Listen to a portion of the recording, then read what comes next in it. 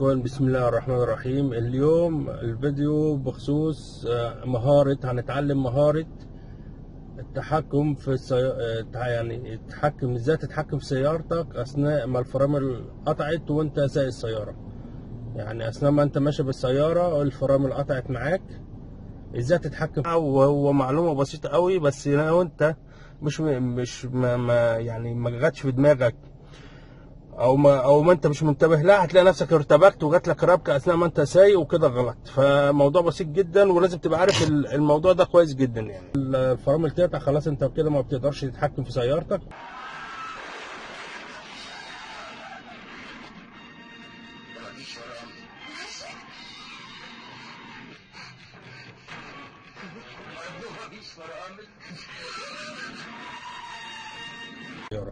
فالموضوع باختصار يا جماعه، انت لو السياره قطعت مع الفرامل قطعت معاك، طبعا انت اول شيء السياره اول ما الفرامل بتقطع، او في الغالب بيكون تهريب زيت، بتلاقي لمبه الفرامل نورت معاك. يعني اثناء القياده ما انت ماشي، زي ما انت ماشي مفيش مشاكل، عندك التابلو زي عينك على التابلو مفيش مشاكل. اول ما لمبه الفرامل، اول ما زيت الفرامل بتحصل مشكله في الفرامل، او زيت الفرامل بيحصل فيه تهريب وبينقص عندك، بتلاقي لمبه الفرامل نورت معاك، اللي هي دي لمبه الفرامل. طالما نورت معاك اعرف ان عندك مشكله في الفرامل، والفرامل ما هياش شغاله عندك.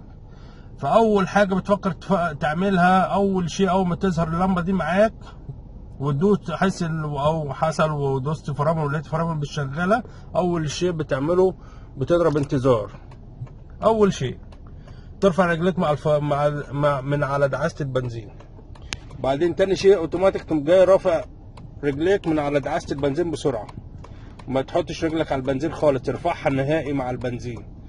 وبعد كده طبعا الخطوات دي بتتعمل كلها في اقل من دقيقه. وبعد كده انت سيارتك ماشيه بتكون على الدي او على الفور او على اي حاجه، تقوم انت جايبها على الان، تجيب سيارتك على الان.